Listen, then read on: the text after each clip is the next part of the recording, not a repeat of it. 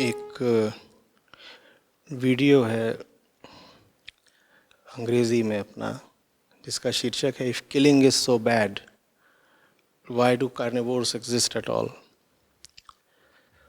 कि अगर मार के खाना इतनी बुरी बात है तो प्रकृति में मांसभक्षी पाए ही क्यों जाते हैं। तो इस पर खान इरफान ने सवाल भेजा है, और जिन्होंने सवाल भेजा है ये इनका अपना नहीं है, ये इन्होंने एक दूसरे सज्जन है वक्ता, उनका तर्क उठा करके मुझे चिपकाने की कोशिश करी है। तो जो तर्क दिया वो पढ़े देता हूँ।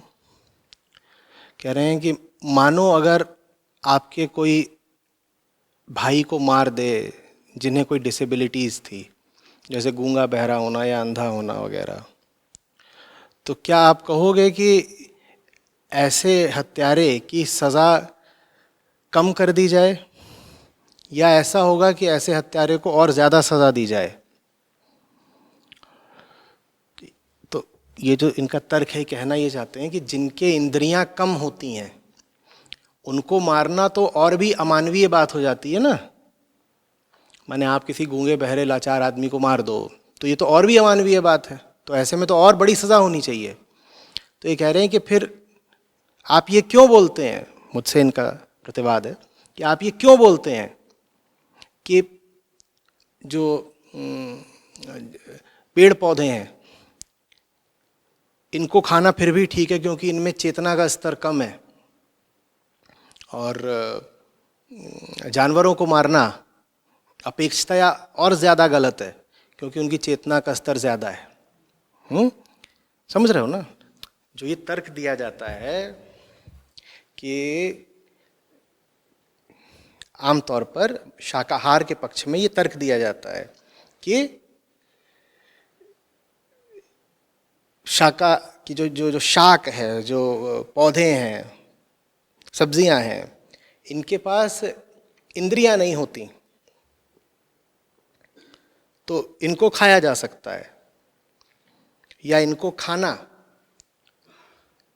कम बुरी बात है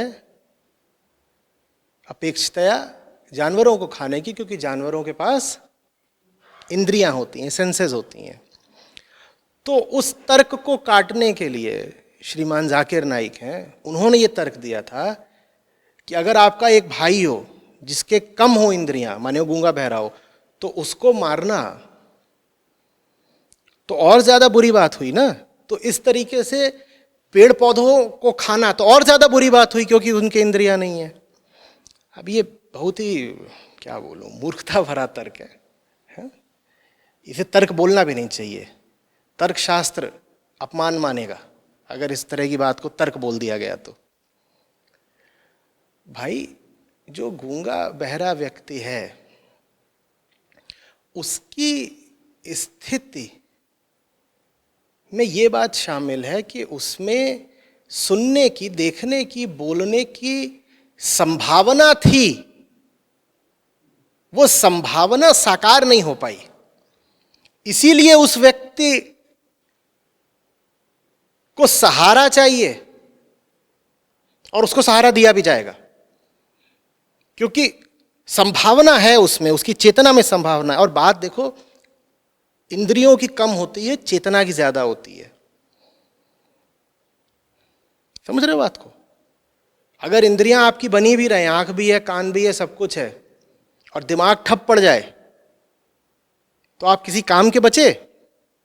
आंखें देख रही हैं, कान सुन रहे हैं, जबान उपलब्ध है बोलने के लिए, लेकिन मस्तिष्क काम नहीं कर रहा, बुद्धि एकदम शून्य हो गई है, तो आप किस लायक बचे हो। तो बात इंद्रियों की नहीं होती, बात चेतना की होती है। अगर इंद्रियों के तल पे भी बात करो तो कोई मनुष्य है जो नहीं देख पा रहा तो भी उसके पास चेतना तो है ना, उसकी चेतना में संभावना है ना। उस चेतना का सम्मान करते हुए हम कहते हैं कि जिस जीव में, जिस भी जीव में ऊंची चेतना हो, कोशिश करो कि उसे न मारो। और इसीलिए हम इंसानों को मार के नहीं खाते। खान इरफान, ये तुम कभी सोचते ही नहीं कि हम इंसानों को मार के क्यों नहीं खाते। मांस तो उनका भी लजीज होता है, तुम कहो अरे मार के कैसे खाएं ये वो। अच्छा, तो मरा हुआ इंसान ही क्यों नहीं खा लेते? उसे कब्र में काहे को डालते हो? कब्र में भी डाल रहे हो तो अंदर कीड़े मकोड़े तो उसे अंततः खा ही जाएंगे। कीड़े मकोड़ों को काहे को खिला रहे हो? अब तुम पे कोई इल्जाम भी नहीं लगाएगा कि तुमने मारा है, वो पहले ही मर गया, कुछ हुआ था उसको, मर गया वो, खा का ही नहीं जाते उसको। इसलिए नहीं खा जाते क्योंकि उसे खाना अपमान व्यक्त करना होगा इंसान की चेतना के प्रति। मांस तो एक जैसा होता है सबका, मांस में क्या रखा है? अगर मांस की बात होती तो इंसान का मांस, बकरे का मांस, तुम कहते हैं ऐसे बकरा खाते हैं ऐसे इंसान भी खा लेंगे।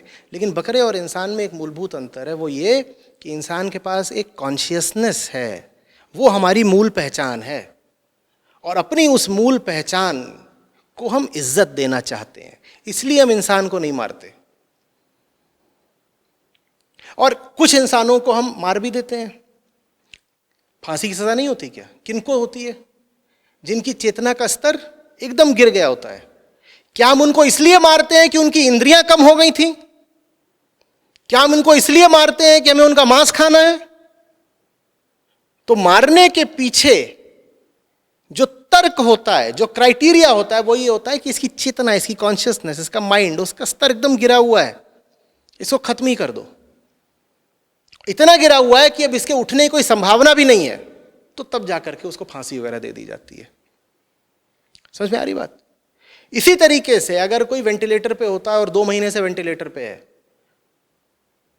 तो उसके शरीर के तो अंग सारे काम कर रहे हैं कि नहीं कर रहे हैं? वेंटिलेटर पे जब तुम होते हो तो शरीर को तो सब कुछ काम कर रहा है, दिल धड़क रहा है, किडनी काम कर रही है। बस क्या नहीं उठ पा रही? चेतना नहीं उठ पा रही, कॉन्शियसनेस लेवल नहीं है।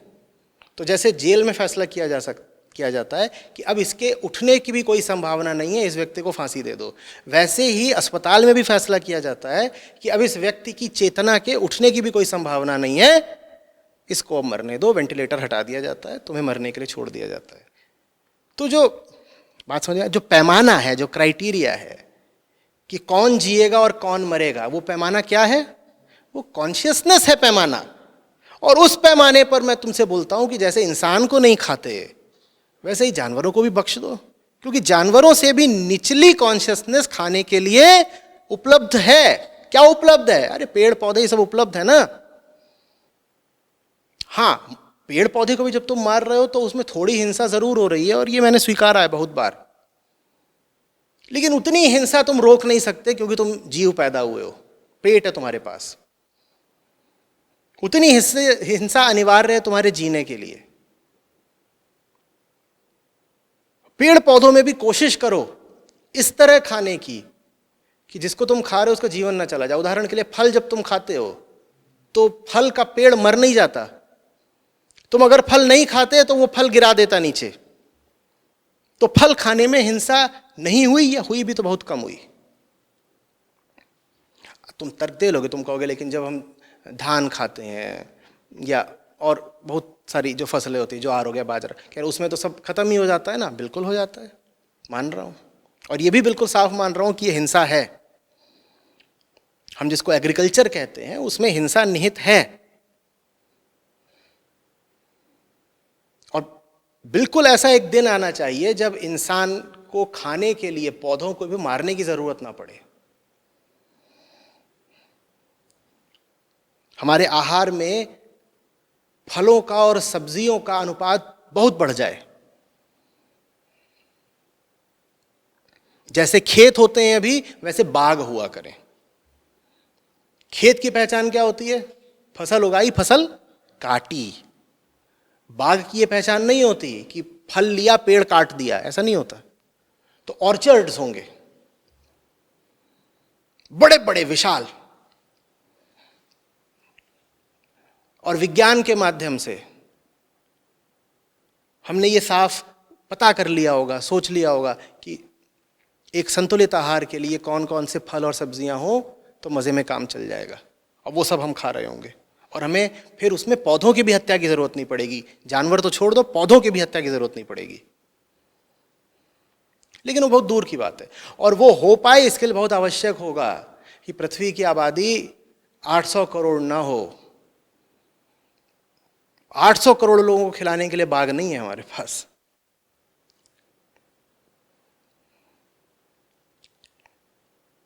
समझ रहे हो?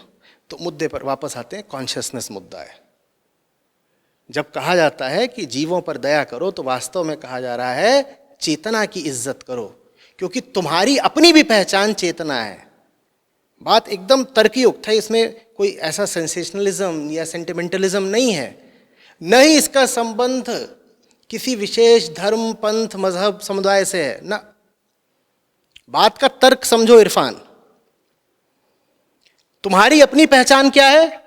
चेतना। जिस दिन तुम्हारी चेतना गिर जाती है, उस दिन तुम्हें मरने के लिए छोड़ दिया जाता है ना। अस्पताल भी कह देता है हटाओ इसको, इसका हाथ पांव चल रहा है, इसकी सांसें चल रही हैं, लेकिन इसके पास अब चेतना नहीं है, इसको अब मरने दो।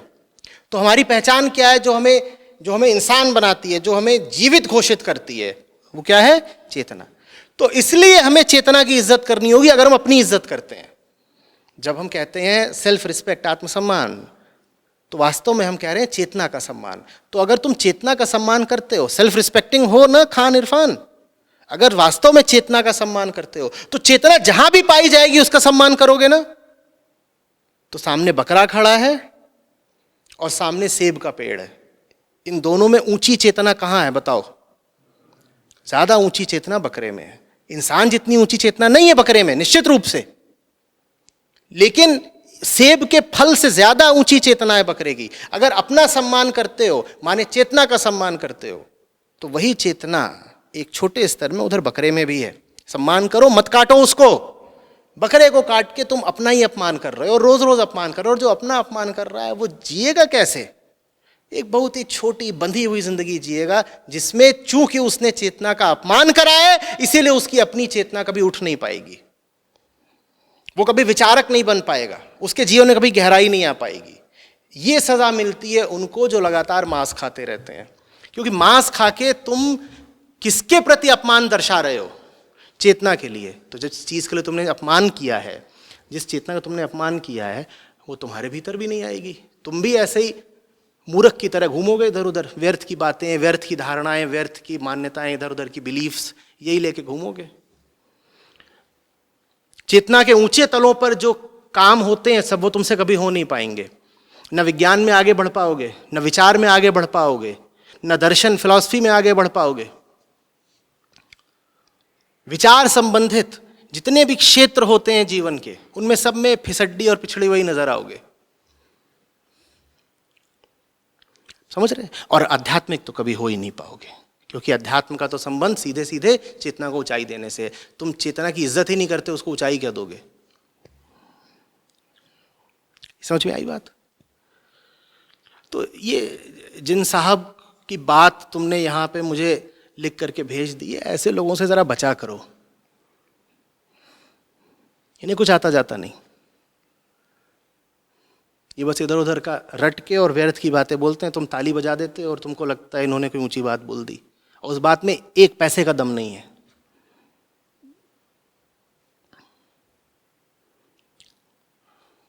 समझ रहे हो?